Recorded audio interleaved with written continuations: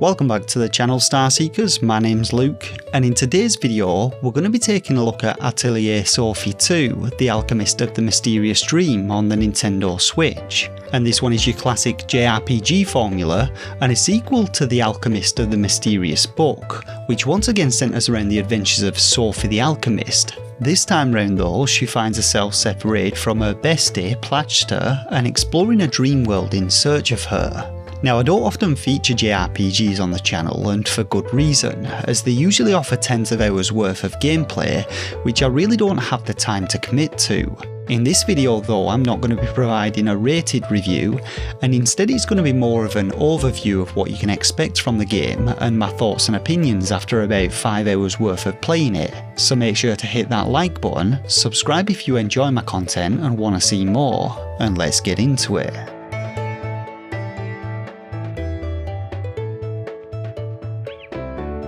So I'll start by saying that if you like your JRPGs to have a kind of anime edge to them, then you'll probably get on fine with this one. But if you're not actually a fan of anime, then you may struggle a little, as the game feels very much like your traditional fantasy anime show, complete with Japanese voice acting and all of the usual anime tropes and quirks. I'll also say that only being 5 hours in, there shouldn't be too much spoiled for you with this story overview, but if you want to go in totally blind, feel free to just skip forward to the gameplay section. Now, Atelier Sophie 2 is a continuation of the first game, but thankfully you don't have to have played this to get up to speed with the story so far, as the game offers a handy little recap, which basically recounts the events of the first game, including how you came to meet your friend Plachta, how a soul was transported from a book into a rather busty mannequin, and how you're now venturing beyond the confines of your village to both fulfill your dream of becoming a licensed alchemist, as well as searching for a way to return Plachta to her original body.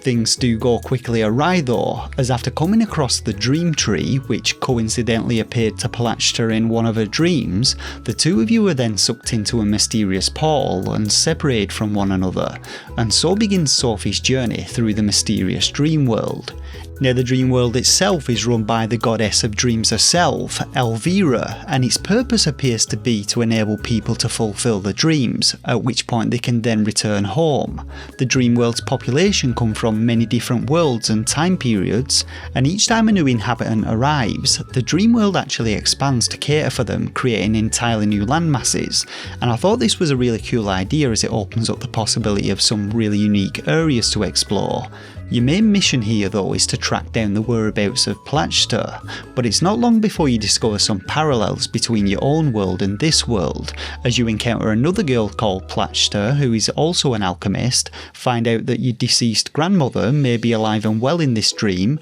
and meet several other characters who are very similar to your friends back home. Now, like I said, I've played the game for around 5 hours, and I'd say about 2/3 of my playtime so far has been spent talking to people and watching animated cutscenes, so the game is very heavily story driven, and this could be a little off-putting for those looking for a more action-oriented JRPG. So far though, I've found the story has kept me intrigued. It's introduced some interesting characters, despite them, like I've said, falling into your typical anime roles, and I'm currently following the trail left by my grandmother and hoping to catch up to her to ask her a few questions. There is still, however, a lot that I don't yet understand about the dream, its purpose and its mysterious ruler, but so far it's done a good job of building the backstory, and there's still plenty more to look forward to.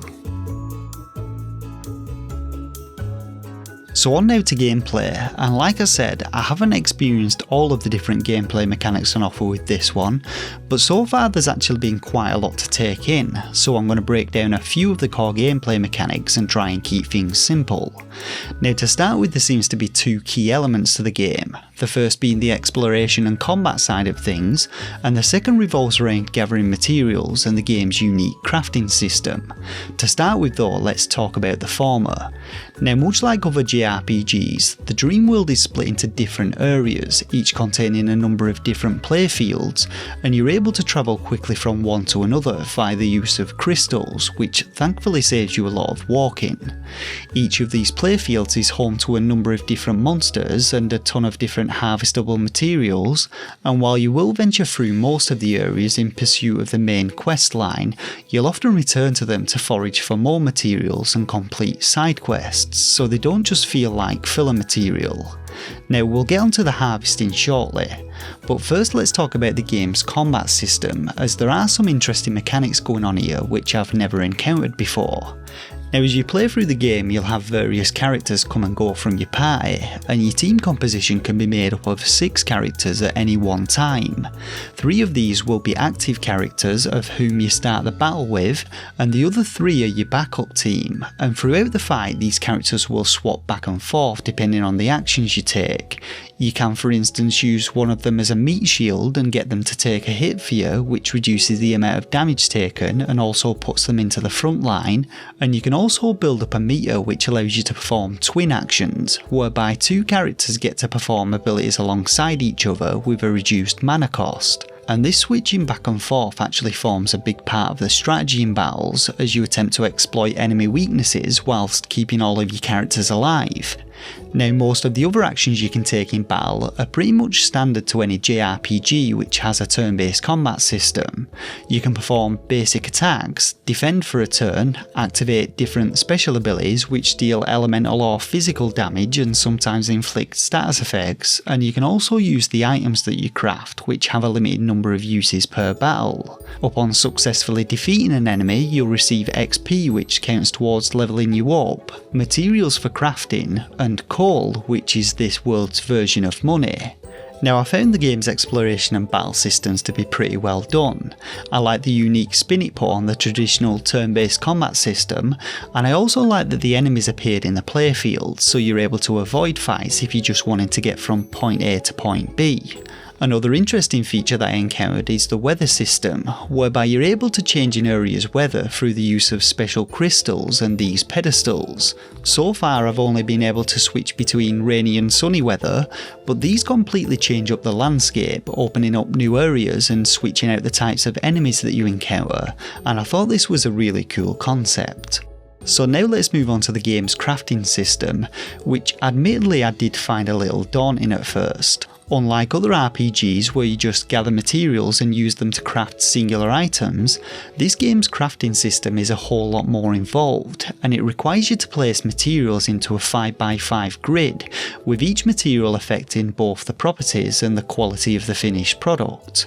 Now the materials themselves are gathered from foraging spots out in the world or as drops from enemies, and so far I must have encountered about 50 different kinds. What all materials have in common though is that they all come with 3 things: a quality level, a set of elements, and occasionally a set of bonus properties. As you work your way through the game and acquire different materials, Sophie will be inspired to invent new recipes, and in order to actually craft or synthesize an item, you must first return to your atelier and interact with the big witch's cauldron that you find there. Now, crafting in the game isn't as complex as it initially seems, and the first step of this process requires you to select the item that you actually want to craft. Next you select the materials you want to use, paying close attention to their elements and making sure they align with those of the item that you're attempting to craft, and finally you place each set of elements into the grid. Here's where the depth of this crafting system really shines through though, as each of the item's elements provide it with different attributes, with them becoming more potent the more of the bars that you fill.